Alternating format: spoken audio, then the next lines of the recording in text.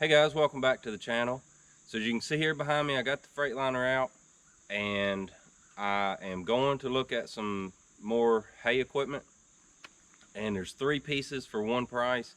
So rather than making like 3 or 4 trips with my 24-foot gooseneck, I'm going to go borrow a 48-foot drop deck equipment trailer.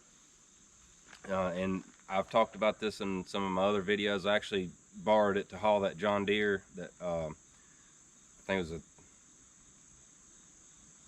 3140 or 3040 or something like that, that big 4-wheel drive I had, because when I sold it, the guy wanted it delivered. But anyway, this is kind of the main reason that I don't do away with my commercial fifth wheel and just put an RV fifth wheel on the back of my truck. And I've went through, it's also another reason why I've went through all this trial and error to find the best, cheapest, best way to pull a fifth wheel camper with a commercial HDT. So, you know, in my last videos, you saw the Anderson Ultimate fifth wheel connection, the adapter that connects to a gooseneck ball. That is one piece of a 2-piece set that they sell for pickups. Well, I didn't need the ball that they have is kind of like on a tripod, and it goes down in the bed similar to the way that a B&W has it. You know, B&W's got that square, like 2.5 by 2.5 inch square insert. I think that the Anderson hideaway hitch, whatever it's called, goes down in the bed just like a B&W, but I think it's a round hitch. I'm not 100% sure, but anyway, they have a tripod that comes up about the same height as a regular fifth wheel, and then it has a gooseneck ball on top of it, and that's what you use that adapter for. So anyway, I like to use my keep my commercial fifth wheel on the truck. Now, there is some concerns with it, you know, putting too much stress on the camper, and we do camp in some places that have some, it's all paved, but it's some kind of rough curves and off camber slants and stuff. So I come up with this idea. Now this, the cap wasn't part of it, but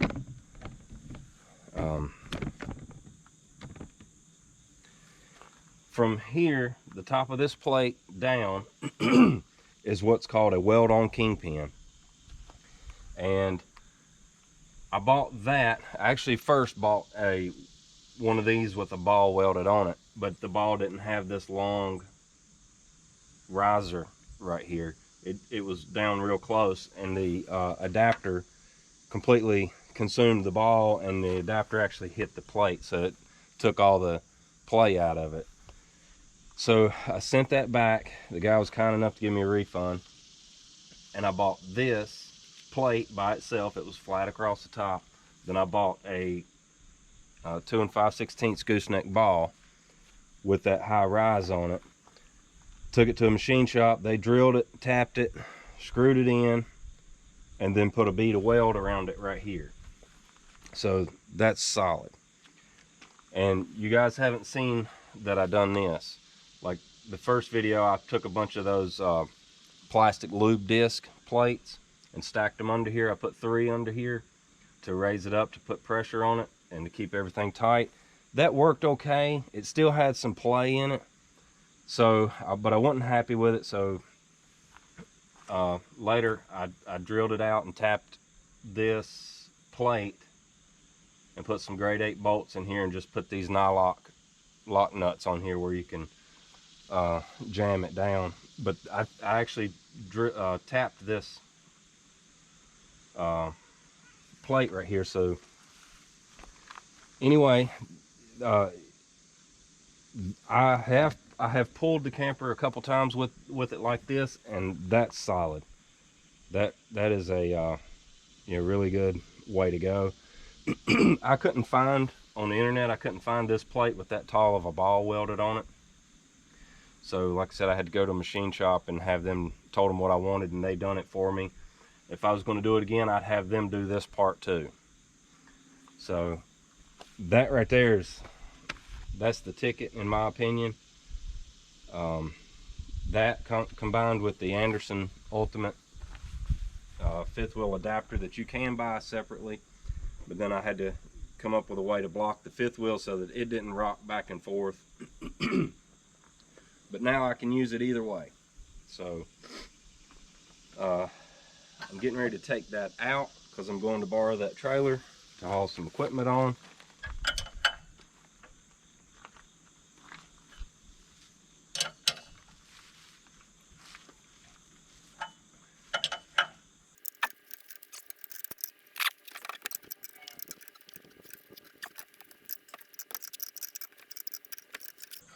So it doesn't take a lot, it's just a little bit. I don't know if it's these threads is rusted up or what. All you need is just a little bit to put a little pressure on this plate.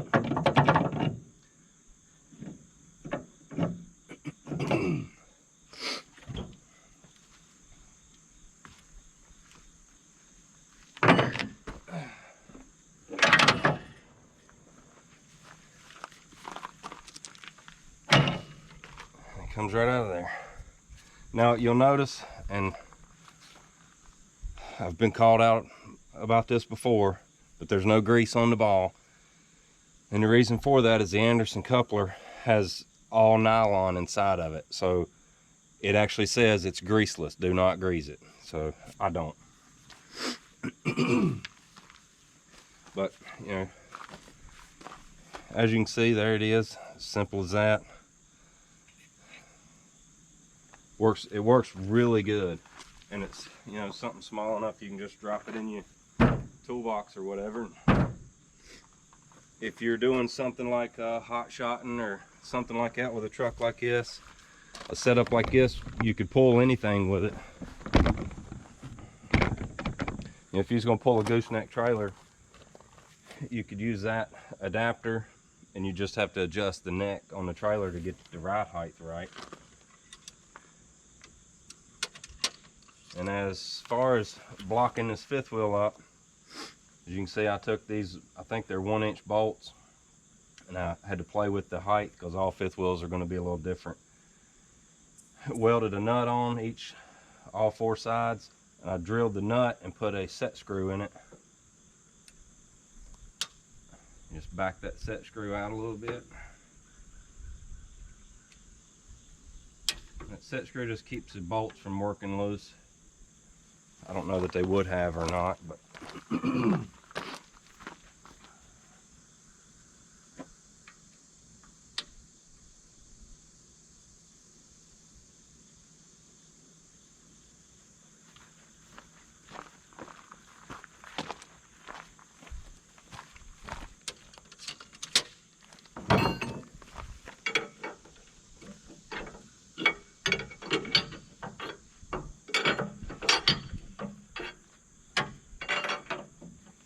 they're not very tight, because if you get them too tight, and then you're going to be lifting the fifth wheel up off the perches, and you still want the weight to ride on that. So you run these down just until they're touching enough to keep the fifth wheel from wobbling. That's the whole goal. Just enough to snug everything up.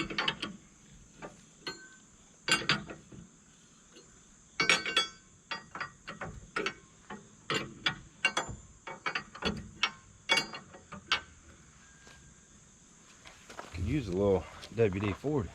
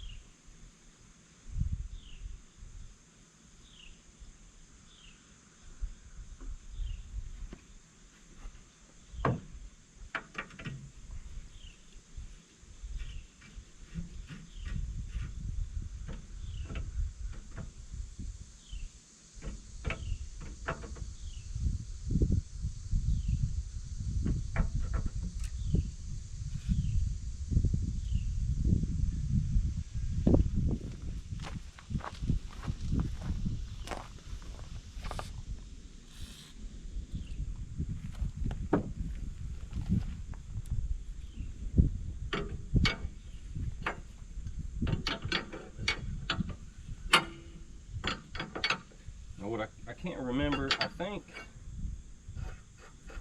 I have to run one all the way up.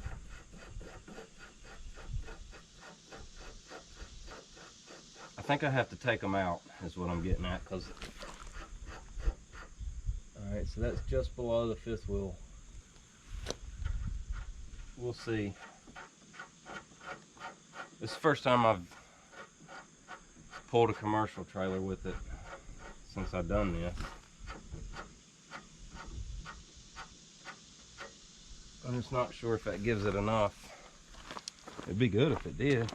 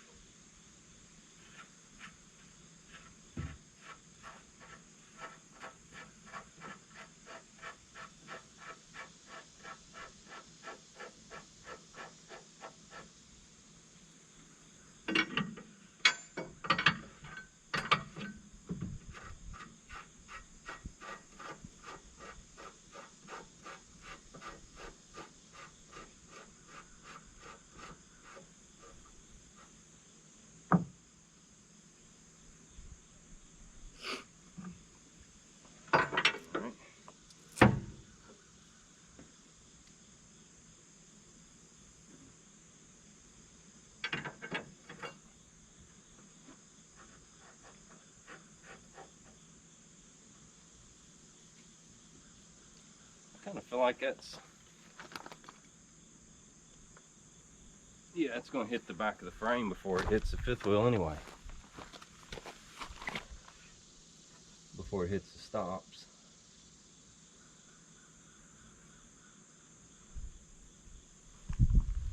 So that's good. Just going to tighten these set screws back down and lock that in place.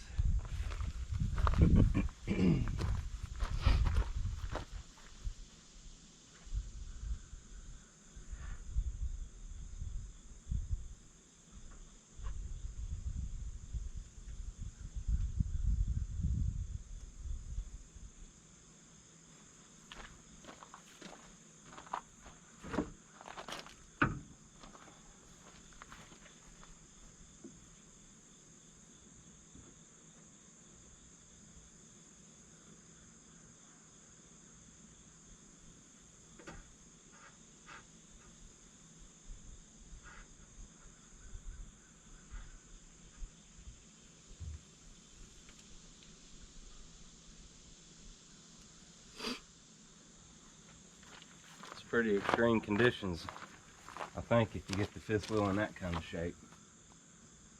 And it's, you know, almost hitting on this wood floor anyway.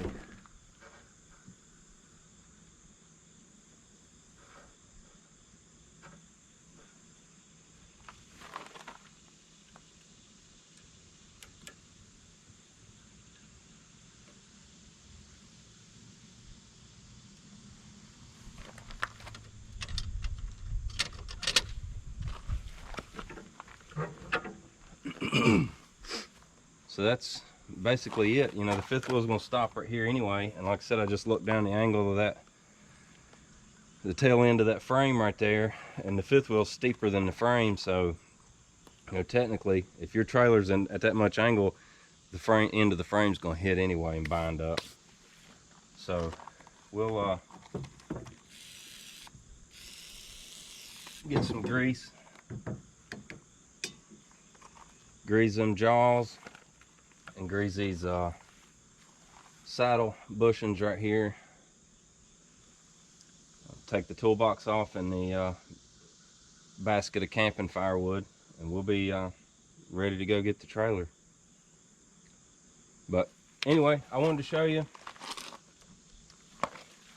the last improvements that I've made to this and give my thoughts on how well it worked and how pleased I am with it. And I think that's going to be the way to go. You know, that gooseneck ball just gives it every option of movement, actually more movement than a fifth wheel does. And you know, there's been some concerns with the adapter that I use. The adapter that I use is not one of the long pipes. Well, I got it right here on the trailer.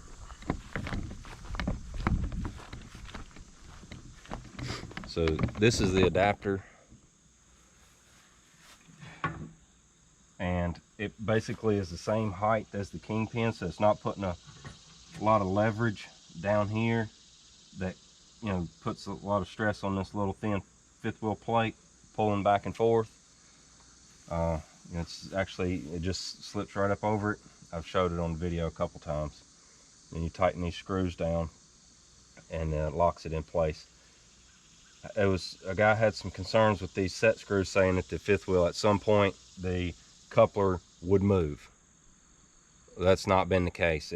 I can pull this plate down and look, and they haven't moved at all. There's no scarring where it's moved back and forth from turning and all of that type stuff.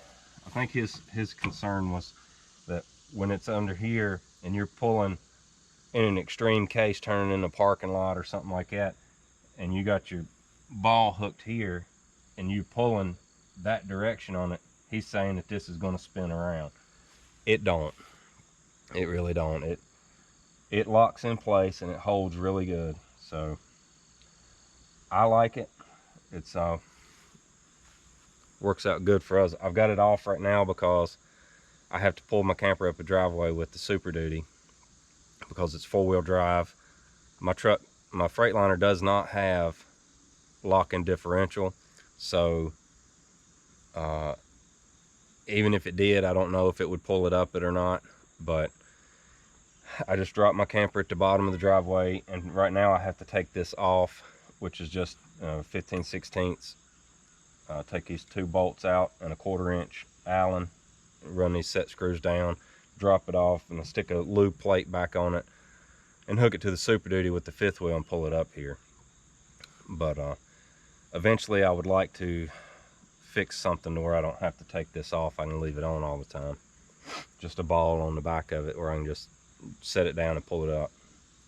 So anyway, that's about it. I just wanted to show you the process of taking the adapter off when I want to pull a commercial fifth wheel trailer. It's pretty simple. You know, I could have done the whole thing in about 5 minutes, really. But anyway, I like that setup. I think it works good, and I'm gonna keep using it. And you know, the idea is there if you want to go that route. So guys, I hope you enjoyed it, and if you did, give it a thumbs up, and if you hadn't already, go down and subscribe. We sure would appreciate it, and we'll see you next time.